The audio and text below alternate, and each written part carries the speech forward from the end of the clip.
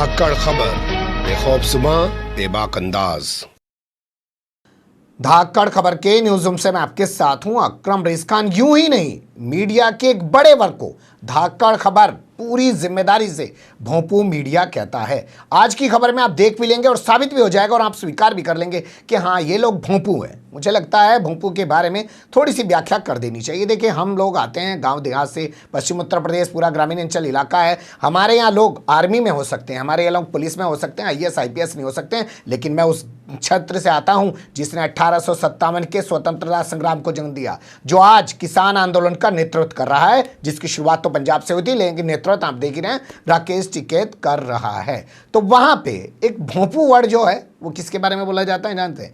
कुछ लोगों के पास पहले ज़माने में साइकिल होती थी, उसके बाद फिर उनके पास रिक्शा आया, फिर आजकल वो मोपेड आ गई है, चल मेरी लूना वाला, तो उस पर वो लोग आगे लाउड स्पीकर लगा लेते हैं और कोई भी उन्हें कोई पैसा दे दे तो उसके बाद वो घूम घूम के उसका प्रचार प्रसार करते रहते हैं। तो उन्हीं को गांव देहात में भोंपू कहा जाता है। यही काम मीडिया वालों का आ गया कि सरकार इनको कुछ दे दे, छू कर दे, तो ये बस उसी टॉपिक के पीछे लग जाते हैं।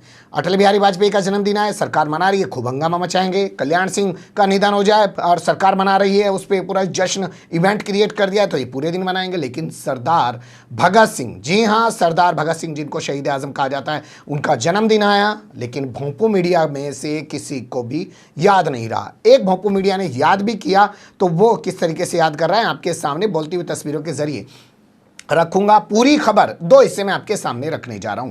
पहले हिस्से में मीडिया की बात करेंगे, दूसरे हिस्से में ये बात करेंगे कि कल जो प्रेस कॉन्फ्रेंस की है कन्हैया कुमार ने, जिग्नेश मेवानी ने, उन दोनों ने किस किस तरीके से सीधे तौर पर प्रधानमंत्री नरेंद्र मोदी को अटैक किया। कल बाकायदा 32-33 मिनट की प्रेस कॉन्फ्रेंस थी जो कल हमने आपके सामने रखी है, लेकिन आज उसके कुछ हाईलाइट्स आपके सामने रखूंगा खबर के दूसरे हिस्से में। फिलहाल चलते हैं खबर के पहले हिस्से की तरफ। देखिए, शुरुआत करते हैं अखबारों से। अखबार का पत्रकार रहा हूँ, आप लोग जानते हैं, 3 अखबारों में काम किया, वहीं से निकल के आए, यहाँ पे आके बैठ गया क्योंकि वहाँ नौकरी मिल नहीं रही थी। दैनिक जागरण जो कहता है कि हम सबसे बड़े अखबार है, 6.25 करोड़ 6.5 करोड़ रीडर, जिसे ग्राहक कह सकते हैं, आज के टाइम में रीडर तो होता नहीं, वो इनके पास है। पूरा पेज गई है दिल्ली एडिशन का, कहीं पर भी भगत सिंह को लेकर कोई खबर नहीं छपी है। ये तक भी नहीं लिखा इन्होंने कि भगत सिंह के जन्मदिन के मौके पे ये किया गया। कोई इन्होंने अपनी तरफ से किसी तरीके की कोई खबर नहीं लिखी, जबकि होना ही चाहिए कि अखबार की जिम्मेदारी बनती है कि वो विस्तार से पूरी स्टोरी लिखे भगत सिंह के जन्मदिन पर। अब दूसरा अखबार अमर उजाला, कोई खबर नहीं है, ये दिल्ली एडिशन के फ्रंट पेज में आपके सामने रख रहा हूं। इसके अलावा आगे आइए, हिंदुस्तान अखबार, फ्रंट पेज पे भगत सिंह को लेके कोई खबर नहीं है, कोई जिक्र नहीं है कि लोगों ने भगत सिंह को कैसे याद किया, उनके जन्मदिन पे क्या कहीं कोई सांस्कृतिक प्रोग्राम हुए, वही लिख देते। चलो, अपने पास तमीज नहीं है लिखने की भगत सिंह के बारे में, लेकिन कवरेज ही कर लेते जहां पे जो भी कुछ घटा, लेकिन वो भी नहीं लिखा। अब आपके सामने रख देते नव भारत टाइम्स, इसके फ्रंट पेज पे भी ऐसी कोई खबर नहीं है, यानी कि किसी भी हिंदी मीडिया ने इस खबर को प्राथमिकता नहीं दी। क्यों नहीं दी वो आप लोग जान सकते हैं। अब आपके सामने न्यूज़ चैनल्स का हाल रख देते हैं। तो ये एबीपी न्यूज़ का यूट्यूब चैनल हम लोगों ने सर्च किया, 39 के करीब वीडियो इसमें कल अपलोड किए गए। 24 घंटे पहले के जो वीडियो हैं वो 39 के करीब वीडियो हैं। उन वीडियो में से एक भी खबर भगत सिंह से ताल्लुक नहीं रखती है। तो ऐसा नहीं है कि लोग काम नहीं कर रहे थे, इनके पास स्टाफ नहीं है, तमाम चीज़ें कर रहे थे। इसके अलावा आज तक देश का सबसे तेज चैनल 55 के करीब वीडियो हमारी अपनी नज़र के सामने से इनके गुजरे हैं, जो इन्होंने पिछले 24 घंटे में यानी कि 28 तारीख की डेट में इन्होंने अपलोड किए हैं। इनमें से एक भी वीडियो, एक भी खबर इन्होंने भगत सिंह को लेकर नहीं की है। अब आते हैं देश के सबसे बड़े न्यूज़ नेटवर्क यानी कि न्यूज़ 18 इंडिया, 49 वीडियो, 49 वीडियोज़ इन्होंने अपलोड किए हैं और इन्हें भी भगत सिंह की कहीं याद नहीं आई। चलिए, अखबार वाले तो ये कह सकते हैं कि हमने 28 तारीख की सुबह कुछ लिख दिया होगा, 29 तारीख के अखबारों में आप हमारे बारे में छान रहे हो तो आपको मिल नहीं रहा, जबकि होना ही चाहिए क्या था कि 29 तारीख को उन्हें बताना चाहिए था कि प्रधानमंत्री नरेंद्र मोदी ने कैसे याद किया, देश के फलाने मंत्री ने कैसे याद किया, भगत सिंह को लेकर कहाँ कहाँ पे क्या हुआ, वो जगह देनी चाहिए थी। क्योंकि शहीद आजम कोई छोटी मोटी शख्सियत नहीं है कि उनका जन्मदिन आया और किसी को पता भी नहीं चला और फिर गायब भी हो गए। यहाँ आपको ये भी ध्यान देना पड़ेगा कि पिछले कुछ समय से भगत सिंह पर भी सरदार पटेल की तरफ भगवा ब्रिगेड ने कब्जा करने की कोशिश की, लेकिन कुछ लोगों ने सवाल उठाना शुरू कर दिया कि भगत सिंह हैं, ये भगवा ब्रिगेड पे कब्जे में नहीं आ सकते हैं क्योंकि ये कम्युनिस्ट हैं। ये तो मानते ही नहीं थे कि धर्म क्या होता है। तो भगवा ब्रिगेड वालों ने हाथ पीछे खींचने शुरू कर दिए थे। ये भगत सिंह के बारे में इन लोगों का एक सोच का दायरा है, इसलिए अब वो ज़्यादा हल्ला नहीं मचाते हैं भगत सिंह के जन्मदिन पर। अब आपको लेके चलते हैं देश के देशभक्त चैनल, यानी कि आप समझ गए होंगे मैं जी न्यूज़ की बात कर रहा हूँ। रात को डीएनए में सुधीर चौधरी महोदय आ गए। वो तमाम चीज़ें इतिहास की बताती हैं, तो वो कैसे छोड़ देते इस टॉपिक को। उनका तो विशेष टॉपिक है, जहां लड़ाई करवानी हो तो उस मुद्दे को लेकर ज़रूर आ जाते हैं। तो उन्होंने यहाँ मैं आपके सामने पहले रख रहा हूँ कि बहुत सारे वीडियो दिन भर उनके डले हैं, लेकिन उन्होंने भी किसी वीडियो में भगत सिंह का कोई जिक्र नहीं किया, लेकिन सुधीर चौधरी ने जिक्र तो किया। पर जानते हैं क्या किया? बताया कि अगर गांधी चाहते तो बच सकते थे भगत सिंह, यानी कि उनके बीच का जो विवाद है उसको हवा देने की कोशिश की और उसको अपने तरीके से इतिहास के तौर पे पेश करने की कोशिश की। कैसे वो कोशिश की, सुन लीजिए उनकी ज़बानी। एक सवाल जो उनके बारे में अक्सर उठाया जाता है वो ये है कि क्या महात्मा गांधी शहीद भगत सिंह को फांसी की सजा से बचा सकते थे? क्योंकि महात्मा गांधी की बात तो अंग्रेज मानते थे, अंग्रेज महात्मा गांधी से बात किया करते थे, महात्मा गांधी की बात का एक वजन था। महात्मा गांधी ने अंग्रेजों के बहुत सारे फैसले बदलवा भी दिए अपना दबाव डालकर, अहिंसा के जरिए। और लेकिन महात्मा गांधी इस मामले में कुछ नहीं कर पाए। ये हुआ खबर का पहला हिस्सा, क्योंकि खबर के दूसरे हिस्से में भी कई सारे वीडियो आपके सामने रखने हैं। खबर लंबी हो जाएगी और आजकल लोगों का एक मिजाज बन गया है कि 10 मिनट में 100 खबरें, 50 खबरें, फिर चाहे खबरों का बलात्कार ही क्यों ना हो जाए, उससे उन्हें कोई मतलब नहीं है। छोड़ देते हैं इस कहानी को भी, खबर के दूसरे हिस्से में चलते हैं। यहाँ सबसे पहले मैं कन्हैया कुमार की बात करना चाहता हूँ। तो कन्हैया कुमार ने भगत सिंह को याद करते हुए कहा कि वो आज कांग्रेस की सदस्यता ले रहे हैं। सुन लीजिए उनकी ज़बानी। कुछ चीज़ों को लेकर मुखातिब हों उससे पहले आज ये एक ऐतिहासिक दिन है। आज शहीद आज़म भगत सिंह की जयंती है। लोग शहीद होते हैं, भगत सिंह शहीद आज़म हैं। शहीद आज़म इसलिए हैं कि आज हम लोग जहां माल्यार्पण करने के लिए गए थे, शहीद पार्क, वो शहीद पार्क एक ऐतिहासिक पार्क है। वो हिस्सा है फिरोज शाह कोटला फोर्ट का, जहां पर चंद्रशेखर आज़ाद जी की अध्यक्षता में हिंदुस्तान रिपब्लिकन आर्मी की गुप्त मीटिंग हो रही थी। अंग्रेज़ों के ज़माने में क्रांतिकारी छुपकर मीटिंग किया करते थे। नौजवान तरुण भगत सिंह एक प्रपोजल लेकर के आए कि हिंदुस्तान रिपब्लिकन आर्मी का नाम अब हिंदुस्तान सोशलिस्ट रिपब्लिकन आर्मी होना चाहिए।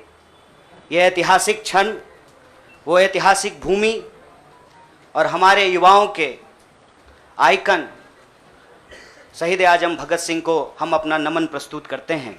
अब इसके बाद कन्हैया कुमार और जिग्नेश मेवानी ने चुन चुनकर देश के प्रधानमंत्री नरेंद्र मोदी पर एक के बाद एक ताबड़तोड़ हमले बोले। सबसे पहला हमला जो कन्हैया कुमार ने प्रधानमंत्री नरेंद्र मोदी पर बोला वो ये कि गांधी जी तो कस्तूरबा गांधी को लेकर अंग्रेजों से लड़ गए थे और ये कह रहे हैं कि इन्होंने देश के लिए अपने परिवार को छोड़ दिया। सुन लीजिए उनकी ज़बानी। और ये परिवार संघ परिवार नहीं, वो क्या परिवार जो परिवार छोड़कर परिवार बनाना पड़े?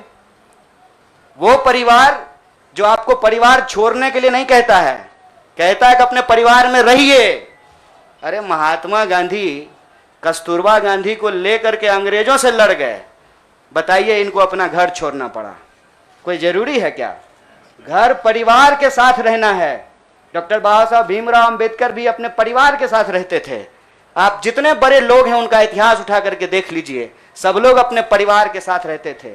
समझ गए होंगे ना आप कि किस और इशारा कर रहे हैं? जशोदा बहन को प्रधानमंत्री नरेंद्र मोदी ने एक तरीके से छोड़ रखा है। इसको लेकर उनके जो भक्त हैं वो ऐसे दिखाते हैं कि साहब उन्होंने बहुत बड़ा क्रांतिकारी काम कर दिया, लेकिन कन्हैया कुमार ने सीधे तौर पर उसी जगह चोट करने की कोशिश की है जिसे वो अपने महानता में गिनवाते हैं। अब दूसरा आगे वो कहते हैं कि जो गोडसे को भगवान मानते हैं वो अमेरिका में जाकर गांधी जी की बात कर रहे हैं। सुन लीजिए किस तरीके से ये बड़ा हमला बोला है। जो माफी मांगे वो बीड़ हो गए। आप सोचिएगा इसको। जो गोडसे को भगवान मानते हैं वो भाषण दे रहे हैं अमेरिका में जाकर के गांधी के ऊपर। हमारे गांव में एक गाना आता था, गांधी जी के भजन करे गांधी के हत्यारा। कितना अजीब लगता होगा आपको। देखिएगा वो फोटो जब हमारे देश के प्रधानमंत्री गांधी पे माल्यार्पण करते हैं। जीवन भर शाखाओं में कसम लिए होंगे कि गोडसे के सपनों का देश बनाएंगे और गांधी पे माला चढ़ा रहे हैं। तो ये सीधे तौर पे विचारधारा पे हमला बोला है, आरएसएस पे हमला बोला है। आप जानते हैं कि गोडसे को किस तरीके से ये पूरे भगवा ब्रिगेड वाले उनके नाम का मंदिर बनाएंगे, उन्हें देशभक्त बताएंगे और किस तरीके से पुतला बना के गांधी की हत्या करेंगे। ये तमाम तरीके की चीज़ें आ रही हैं। उनके खिलाफ ये सत्ता में बैठे जो लोग हैं वो कोई कार्रवाई नहीं करेंगे। तो ये था दूसरा हमला। अब आगे रखते हैं आपके सामने तीसरा जो है बयान कन्हैया कुमार का, जिसमें उन्होंने कहा कि नवजात बच्चा, मतलब जब बच्चा पैदा होता है तो नवजात ही होता है, तो उसके पैदा होने पर सोहर गाया जाता है। गाँव के अंदर आप जानते हैं लोकगीत गाए जाते हैं। तो प्रधानमंत्री 71 साल की उम्र में हो गए हैं। उनके जन्मदिन के मौके पर 17 सितंबर को सोहर गाया जा रहा है और ये सब उस दौर में हो रहा है जब लाखों लोग कोरोना की वजह से मर गए, ऑक्सीजन नहीं मिला, देश बदहाल है, तमाम परेशानियां हैं, किसान सड़क पे हैं, वहाँ बैठे बैठे किसान मर गए हैं, लेकिन जश्न मनाया जा रहा है, सोहर गाया जा रहा है जैसे कोई अभी नन्ना मुन्ना बच्चा पैदा हो गया। सुन लीजिए कन्हैया कुमार की ज़बानी। देखे 71 वर्ष की उम्र में प्रधानमंत्री के लिए सोहर गाया गया। नया बच्चा जब पैदा होता है ना तो पूर्वांचल में सोहर गाते हैं लोग। प्रधानमंत्री बूढ़े हो गए हैं, उनके लिए सोहर गाया जा रहा है तब जब अभी तुरंत लाखों लोगों की जान चली गई, ऑक्सीजन नहीं मिल रहा था, अस्पताल में बेड नहीं मिल रहे थे। आप में से कोई भी ऐसा इंसान है जिसके कोई जानने वाले नहीं मरे हो इसमें, इस क्राइसिस में? इतना बड़ा क्राइसिस जिसके देश में हुआ हो अभी तुरंत, वो अपने जन्मदिन का जश्न मनाएगा? ये भोंडापन है। तो ये था कन्हैया कुमार का तीसरा हमला। अब इसके बाद कन्हैया कुमार ने चौथा हमला भी बोला है और वो हमला पूरी एक विचारधारा पे बोला है। वो विचारधारा आप जानते हैं आजकल इतिहास बदलने की विचारधारा है, इतिहास बदल के खुद को महान दिखाने की विचारधारा है। उसी के चलते नई शिक्षा नीति भी लाई गई है। कहा जा रहा है कन्हैया कुमार के जरिए कि जो लोग अंग्रेज़ों से माफ़ी मांग रहे थे, पेंशन मांग रहे थे, उन्हें इतिहास में आज महान बताने की कोशिश की जा रही है। यानी कि शिक्षा नीति के जरिए ही तो सब कुछ हो रहा है और तमाम लोगों का वो जिक्र उसमें कर रहे हैं। सुन लीजिए। और उस वक्त जो लोग अंग्रेज से पेंशन ले रहे थे, माफी मांग रहे थे, वो आज एनसीईआरटी की किताब बदल रहे हैं कि अपना नाम भी हम बीड़ों में लिखवा लें। इसीलिए मैं कह रहा हूं कि उस इतिहास को, उस चिंतन परंपरा को बचाने की जरूरत है। तो ये हुआ कन्हैया कुमार का हाल। अब बात कर लेते हैं जिग्नेश मेवानी की। तो जिग्नेश मेवानी ने जो बड़ा हमला बोला प्रधानमंत्री पे, उसमें सबसे अहम ये चीज़ है कि उन्होंने कहा ये तो हम गुजरात में पिछले 20 साल से देख रहे हैं। आप जानते हैं ना, नरेंद्र मोदी 2001 में वहाँ सीएम बन गए थे और उसके बाद से लगातार सीएम बने रहे और देश के प्रधानमंत्री पिछले 7 साल से हैं। देश अब इस पूरे मामले को 7 साल से देख रहा है। जो हमने इतने साल झेला, देश उसको 7 साल से झेल रहा है। सुन लीजिए। साथियों, जो कहानी गुजरात से शुरू हुई, उस कहानी ने पिछले 6-7 साल में इस मुल्क में क्या उत्पात मचाया है, वो अब आपके हमारे सबके सामने है।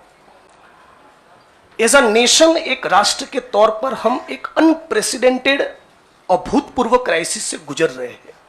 ऐसा संकट इस मुल्क ने पहले कभी नहीं देखा। हमारे संविधान पर हमला है, दिल्ली की सड़कों पर संविधान की कॉपी को जलाया जाता है, हमारे आइडिया ऑफ इंडिया पर हमला है, हमारे देश के लोकतंत्र के ऊपर हमला है। आज भाई भाई एक दूसरे का दुश्मन बन जाए, उतना जहर, नफरत एक सोची समझी साजिश के तहत दिल्ली और नागपुर साथ में मिलकर फैला रहे हैं। इसके अलावा जिग्नेश मेवानी ने अडानी के पोर्ट का जिक्र करते हुए, आप जानते हैं गुजरात के मुंद्रा पोर्ट पर 3000 किलो हेरोइन बरामद हुई है, जिसकी कीमत 12 से 15 हज़ार करोड़ रुपए बताई जा रही है। कहा कि देश में पहले नौजवानों को बेरोजगार बना दिया, अब उनको नशे का आदी बनाए। ये भी सीधे तौर पे हमला, क्योंकि गुजरात और फिर अडानी और फिर उसके बाद नशा, फिर उसके बाद बेरोजगारी, तमाम चीज़ों को जोड़ेंगे तो ये भी सीधे तौर पर उन्होंने प्रधानमंत्री मोदी पर हमला बोला। हमारी पार्टी ने इस मुद्दे को उठाया है कि 3000 किलो का ड्रग्स 15-20 लाख बेरोजगार युवा को नशे की चुंगाल में फंसाने के लिए अडानी के एयरपोर्ट पर उतर रहा है। आज जब महंगाई और बेरोजगारी उसके चरम सीमा पर है, तब गुजरात और देश के बेरोजगार युवाओं को रोजगार देने के बजाय ये फांसीवादी ताकतें चाहती है कि रोजगार तो ना मिले, उनको नशे के हवाले में झोंक दिया जाए। तो इन सारी परिस्थितियों में यदि बाबा साहब अंबेडकर के संविधान को बचाना है, हमारे आइडिया ऑफ इंडिया को बचाना है। भगत सिंह को जब मुकदमे की कार्यवाही के दौरान पूछा गया कि क्रांति क्या है, तब शहीद आजम ने कहा था कि क्रांति से हमारा मतलब है किसानों और मजदूरों के हाथ में सत्ता। माननीय प्रधानमंत्री जब अमेरिका से वापस आते हैं तो भाई विस्टा का काम ठीक ठाक चल रहा है ना, नई पार्लियामेंट का, वो देखने के लिए जाते हैं, किसान को मिलने के लिए नहीं जाते। तो किसान हो, मजदूर हो, दलित हो, आदिवासी हो, महिलाएं हो, सबके ऊपर एक जो अनप्रेसिडेंटेड हमला है, इसको रोकने के लिए मैं भारत की जनता को, भारत के 21 करोड़ दलितों को और सारे लाखों करोड़ों युवाओं को अपील करता हूं, सेंस ऑफ अर्जेंसी के साथ, अभी वक्त नहीं है, कूद पड़िए। एक नया आंदोलन छिड़ने वाला है। स्वतंत्रता के आंदोलन की जो रौनक थी, वो जो चार्म था, वो जो माहौल था, हमको वो क्रिएट करना पड़ेगा। कुल मिला के ये तमाम चीज़ें आपके सामने रखने का मकसद ये था कि 22-35 मिनट का प्रेस कॉन्फ्रेंस आपके सामने डाल दें। वो आदमी हर कोई पूरा देख भी नहीं पाता, जैसा मैंने बताया एक स्वभाव बन गया। तो कुछ हाइलाइट्स निकाल के आपके सामने रखना, मीडिया ने कैसे दिखाया, कन्हैया कुमार ने कैसे चुन चुन के और जिग्नेश कुमार मेवानी ने कैसे चुन चुन के निशाना बनाया, कुछ हाईलाइट्स के जरिए आपके सामने रखने की कोशिश की। अच्छी बुरी जो भी लगी वो अपनी राय ज़रूर दीजिएगा। खबर को लाइक कर सकते हैं, चैनल को सब्सक्राइब कर सकते हैं और ज़्यादा से ज़्यादा हमारी खबरों को शेयर कर सकते हैं। फिर ऐसे ही किसी सुलगते हुए या उलझते मुद्दे लेकर मैं आपके सामने हूँगा हाजिर। फिलहाल अभी मुझे दें इजाज़त।